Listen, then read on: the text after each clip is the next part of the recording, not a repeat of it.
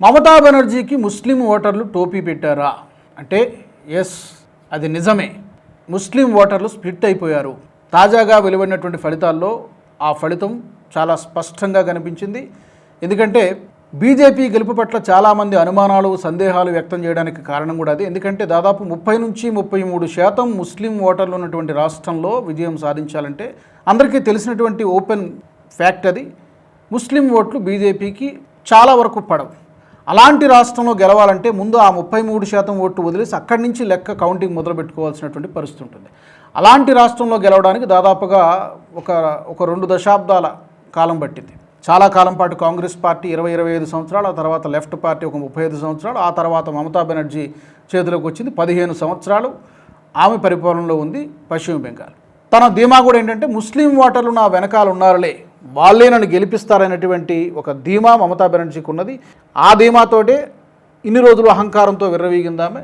ఈ 15 సంవత్సరాలు కూడా అదే పరిపాలన, కేవలం మైనారిటీ అపీజ్మెంట్ అనేటువంటి ఒక అస్త్రాన్ని ఆయుధంగా వాడుకొని ఇన్ని రోజులు ఆమె గెలుస్తూ వచ్చారు. బట్ ఈసారి 2026 ఎన్నికల్లో ఈ మైనారిటీ అపీజ్మెంట్ ఫార్ములా మమతా బెనర్జీకి వర్కౌట్ కాలేదు. ఎందుకంటే ముస్లిం ఓటర్లు సాధారణంగా ఎక్కడ ఓట్లు వేసినా కూడా గంపగుత్తగా ఒక నిర్ణయానికి వచ్చి ఒకటే పార్టీకి వేసేస్తూ ఉంటారు. అది దేశవ్యాప్తంగా జరుగుతూ ఉంటుంది చాలా రాష్ట్రాల్లో, నాట్ ఓన్లీ వెస్ట్ బెంగాల్, చాలా రాష్ట్రాల్లో ఇది గతంలో రుజువైంది కూడా. కానీ ఈసారి ఏం జరిగిందంటే ముస్లిం ఓటర్లు కన్సాలిడేట్ కాలేదు, చీలిపోయారు. ఓట్లు వేయడంలో కూడా చీలిపోయారు. కొన్ని ఓట్లు కాంగ్రెస్ పార్టీకి, కొన్ని ఓట్లు లెఫ్ట్ పార్టీలకి, కొన్ని ఓట్లు కొత్తగా వచ్చినటువంటి హుమాయూన్ కబీర్ పార్టీకి చీలిపోవడంతో ఈ చీలిక ఏదైతే ఉందో డెఫినెట్గా బీజేపీకి అడ్వాంటేజ్ అయింది. దీంతో పాటు మరొక బలమైనటువంటి ఫ్యాక్టర్ ఏమి పనిచేసిందంటే డెఫినెట్గా హిందూ ఓట్ల కన్సాలిడేషన్ జరిగింది. హిందూ ఓటర్ల ఐక్యత చాలా స్పష్టంగా కనిపించింది. చాలా రాష్ట్రాల్లో హిందూ ఓట్లు ఎక్కడైతే చీలిపోతాయో అక్కడ బీజేపీ గెలవడం చాలా క్లిష్టంగా మారుతుంది, అసలు ఇంపాసిబుల్. ఇక్కడ వెస్ట్ బెంగాల్లో ఇంత పెద్ద ఎత్తున 200కు పైగా స్థానాల్లో బీజేపీ గెలుచుకోగలిగిందంటే హిందూ ఓట్ల కన్సాలిడేషన్ చాలా బలంగా జరిగింది. దీనికి వేరియస్ రీజన్స్ ఉన్నాయి. ఒకటి, సంఘ్ ఆర్ఎస్ఎస్ దాదాపు 1-2 సంవత్సరాల నుంచి చాలా రిగరస్ గ్రౌండ్ లెవెల్లో చాలా వర్క్ పనిచేసింది. దీనికి తోడు ప్రతి ఎన్నికలలో టీఎంసీ ఓటర్లను భయభ్రాంతులకు గురి చేస్తూ ఉంటుంది. వీళ్ళు మే 4 వరకే ఉంటారు, కేంద్ర బలగాలు తర్వాత వెళ్ళిపోతారు, తర్వాత ఉండేది ఇక్కడ మేమే లోకల్ చూసుకోండి అంటూ బెదిరింపులకు దిగినటువంటి పరిస్థితి కూడా ఉంది. బట్ దానికి కౌంటర్గా బీజేపీ నుంచి కూడా మే 4 తర్వాత ఏ ప్రభుత్వం వచ్చినా సరే, బీజేపీ వచ్చినా లేదా తృణమూల్ కాంగ్రెస్ పార్టీ టీఎంసీ ప్రభుత్వం వచ్చినా కానీ కేంద్ర బలగాలు ఇక్కడే ఉంటాయి. అవసరాన్ని బట్టి 70 రోజుల, 6 నెలల, 3 నెలల అనే దాన్ని బట్టి ఇక్కడే ఉంటాయి. కాబట్టి ఎవ్వరూ భయపడాల్సినటువంటి అవసరం లేదు, మీరు స్వేచ్ఛగా మీ ఓటు హక్కును మీరు వినియోగించుకోండి అని చెప్పి స్వయంగా అమిత్ షానే పిలుపునిచ్చారు. పిలుపునివ్వడంతో ఓటర్లు స్వచ్ఛందంగా బయటకు వచ్చి తమ యొక్క ఓటు హక్కును వినియోగించుకున్నారు. సెంట్రల్ ఫోర్సెస్ దాదాపు 2,40,000 మంది కేంద్ర బలగాలు దాదాపు ఒక నెల రోజులు ముందు నుంచి అక్కడ ఉండడం అనేది డెఫినెట్గా ఆ ఫ్యాక్టర్ చాలా బలంగా పనిచేసింది.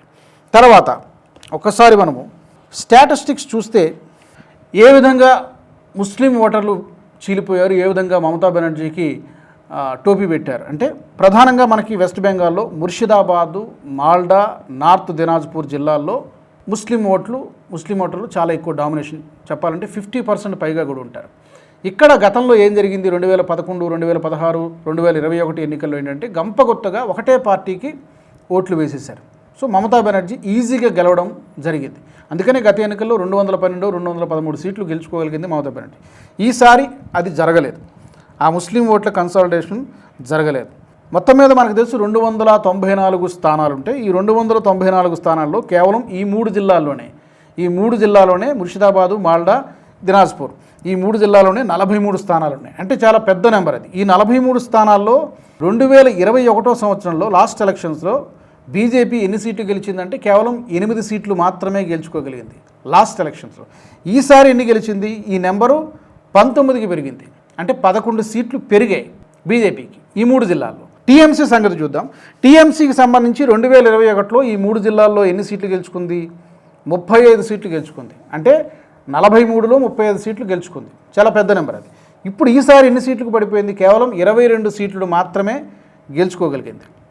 దీంతోపాటు ముర్షిదాబాద్ జిల్లాలో కాంగ్రెస్ పార్టీ ఒక 2 సీట్లు గెలుచుకుంది. ఏజేయూపీ అంటే కొత్త పార్టీ, హుమాయూన్ కబీర్ పెట్టినటువంటి పార్టీ.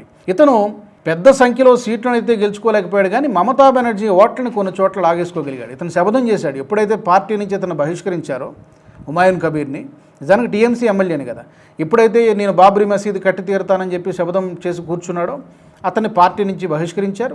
పార్టీ నుంచి బహిష్కరించిన తర్వాత అతను చేసినటువంటి శపథం ఏంటంటే, ఒక్క ముస్లిం ఓటు కూడా నేను ఈసారి టీఎంసీకి పడనివ్వను, చూసుకోండి నేనేం చేస్తానని చెప్పి శపథం కూడా చేశాడు. అంతేకాకుండా ఇతను అసదుద్దీన్ ఓవైసీ, ఇతను పార్టీతో కలిపి కూడా పోటీ చేశాడు. ఈ రెండు పార్టీలు కలవడం వలన కూడా మమతా బెనర్జీకి కొంతమేర నష్టం జరిగింది, ముస్లిం ఓట్లు చీలిపోయినాయి. సో ఆ పార్టీకి కూడా ముర్షిదాబాద్లో 2 సీట్లు వచ్చాయి, కాంగ్రెస్ పార్టీకి 2 సీట్లు వచ్చాయి, సిపిఐఎంకి 1 సీట్ వచ్చింది. సో ఈ విధంగా స్ప్లిట్ అయిపోయింది. సో చాలామంది దీంతో పాటు మరొక పెద్ద బిగ్ గ్లో ఏంటంటే, పెద్ద శరాఘాతం ఏంటంటే ఎస్ఐఆర్. మనం ముందు నుంచి చెప్పుకుంటూ ఉన్నాం, దాదాపు గడిచిన ఎన్నికలు మొదలు కావడానికి ఒక 2 నెలల ముందు నుంచి కూడా ఈ ప్రాసెస్ జరుగుతోంది. దీనికి సంబంధించి దీన్ని అడ్డుకోవడానికి మమతా బెనర్జీ చేయని ప్రయత్నం అంటూ లేదు. సుప్రీంకోర్టు వరకు వెళ్ళారు. అడ్వకేట్లు ఉన్నప్పటికీ కూడా తన వాదనలను తానే సుప్రీంకోర్టులో కన్నీరు పెడుతూ కొంత మెలోడ్రామా, కొంత సెంటిమెంట్ పండించేటువంటి ప్రయత్నం చేశారు మమతా బెనర్జీ. కానీ అవేవి కూడా వర్కౌట్ కాలేదు. ఎందుకంటే ఇది కేవలం వెస్ట్ బెంగాల్లో మాత్రమే చేసినటువంటి ప్రక్రియ కాదు, అక్రాస్ ద కంట్రీ జరుగుతోంది, దేశవ్యాప్తంగా జరుగుతోంది. కాబట్టి ఇది జరగాల్సింది. సుప్రీంకోర్టు కూడా మేము చేయగలిగేది ఏమీ లేదు అని చెప్పి తేల్చి చెప్పేయడంతో ఎస్ఐఆర్ను అడ్డుకోవడానికి మమతా బెనర్జీ చేసిన ప్రయత్నాలు మొత్తం కూడా ఫెయిల్ అయ్యాయి. దీంతో అక్కడ ఎన్ని ఓట్లు పోయే 91 లక్షల ఓట్లు తొలగించారు. ఈ 91 లక్షల ఓట్లలో చాలా వరకు నిజానికి 60% ఓట్లు, ఈ 91 లక్షల ఓట్లలో 60% హిందూ ఓట్లు కూడా ఉన్నాయి. చాలామంది ఇగ్నోర్ చేస్తారు. 60% హిందూ ఓట్లు, మిగతా 40% ముస్లిం ఓట్లు. చాలామంది కొన్ని పార్టీలు ఏమనుకుంటాయంటే కేవలం ముస్లింల ఓట్లు మాత్రమే తీసేశారనేటువంటి ఒక అభిప్రాయం ఉంది, కానీ అది తప్పు. బట్ ఈ 40% ఓట్లో కూడా కొన్ని డూప్లికేట్ ఓట్లు ఉంటాయి. గత ఎన్నికల్లో ఏదైతే మార్జిన్తో మమతా బెనర్జీ గెలిచిందో ఆ మార్జిన్ ఇప్పుడు ఈ ఎస్ఐఆర్ వలన కూడా ఇది మరొక పెద్ద డిసడ్వాంటేజ్ అయింది టీఎంసీ పార్టీకి. సో ఓవరాల్గా 2 పార్టీల మధ్య పోటీ ఉన్నప్పుడు ఒకలాగా ఉంటుంది, మల్టీ కార్నర్ పోటీ ఉన్నప్పుడు పరిస్థితి మరొకలాగా ఉంటుంది. ఓట్ల చీలిక జరగకపోతే డెఫినెట్గా మమతా బెనర్జీకి అడ్వాంటేజ్ ఉండేది. ముస్లిం ఓట్ల చీలిక జరిగింది, హిందూ ఓట్ల కన్సాలిడేషన్ కూడా జరిగింది. పెద్ద ఎత్తున హిందువులు ఒకే తాటిపైకి రావడము, జై శ్రీరామ్ నినాదాలు వినిపించడము, ఈవెన్ ఓటింగ్ ప్రక్రియ తర్వాత కూడా అల్లాహు అక్బర్ నినాదాలు చేస్తే సరిపోతుందా, మరి మా యొక్క గలాన్ని వినిపించనివ్వరా అంటూ చాలామంది అది కనిపించింది, ఆ వేవ్ కనిపించింది. ఆ వేవ్ నెంబర్స్లో కూడా రిఫ్లెక్ట్ అయింది. అందుకనే 200+ నమోదు చేయగలిగిందంటే డెఫినెట్గా బహుశా ఈ ఇంపాక్ట్ మరొక 10-15 సంవత్సరాలు ఉండడానికి అవకాశం ఉంది. ఎందుకంటే ఎక్కడ బీజేపీ అడుగు పెట్టినా కూడా డెఫినెట్గా అక్కడ ఒక 10-15 సంవత్సరాలు, ఇంకా వీలైతే ఒక 20 సంవత్సరాలు ఉండడానికి, లైక్ గుజరాత్, అస్సాంలో హ్యాట్రిక్ కొట్టారు. ఇదే విధంగా బహుశా వెస్ట్ బెంగాల్లో కూడా ఉండడానికి అవకాశం ఉంది. దానికి ఇప్పటి నుంచే బలమైనటువంటి పునాదులు వేసేటువంటి ప్రయత్నం బీజేపీ చేస్తుంది. మల్టిపుల్ ఫ్యాక్టర్స్, ఇప్పుడు నేను చెప్పినట్టుగా మల్టీ కార్నర్ కాంటెస్ట్ కానీ, ఎస్ఐఆర్ కానివ్వండి, హిందూ కన్సాలిడేషన్ కానివ్వండి, ముస్లిం ఓట్లలో చీలిక, ఇవన్నీ కలిపి మమతా బెనర్జీ సామ్రాజ్యం కుప్పకీలిపోవడానికి ఒక కారణమైంది. దీనికి తోడు ఆమె స్వయంకృతంగా చేసినటువంటి, ఆమె పార్టీ నాయకులు చేసినటువంటి చాలా తప్పిదాలు, కరప్షన్లో ఇరుక్కున్నారు. షాజహాన్ లాంటి వారు, జహంగీర్ లాంటి వాళ్ళు ఇష్టారాజ్యంగా చెలరేగిపోవడంతో లా అండ్ ఆర్డర్ అదుపు తప్పింది, మహిళల భద్రత, ఇట్లాంటి చాలా ఆమె చేసినటువంటి తప్పులు కూడా ఆమెను నిండా ముంచేశాయి. పులి మీద సవారీ చేసింది, అది దిగినటువంటి రోజున ఆ పులే ఆమెను తినేసేటువంటి పరిస్థితి వచ్చింది. ఈ రోజున వెస్ట్ బెంగాల్లో కనిపించినటువంటి సినారియో అదే. కేవలం ఒక వర్గం ఓట్లను నమ్ముకుని ఉంటే డెఫినెట్గా ఏదో ఒక రోజు ఇలాంటి పరిస్థితి ఎదురవుతుందని చెప్పడానికి ఇది ఒక best case study. Indian election హిస్టరీలో కేస్ స్టడీగా పశ్చిమ బెంగాల్ ఎప్పటికీ డెఫినెట్గా నిలుస్తుంది. మరి ఈ అంశానికి సంబంధించి మీ అభిప్రాయాన్ని తప్పకుండా కామెంట్ సెక్షన్లో తెలియచేయండి. ఎందుకు మమతా బెనర్జీ ఇంత ఘోరంగా ఓడిపోయారు? ఈ వీడియో మీకు నచ్చినట్టయితే లైక్ చేయండి, 10 మందికి షేర్ చేయండి. అలాగే కామెంట్ల రూపంలో మీ అభిప్రాయాలను మాతో పంచుకోండి. Nationalist hub group of channels ను సబ్స్క్రైబ్ చేసుకుని తెలుగునాట జాతీయవాద జర్నలిజాన్ని ప్రోత్సహించండి. ఈ వీడియో కింద ఉన్న బెల్ ఐకాన్ పై క్లిక్ చేయడం మర్చిపోవద్దు.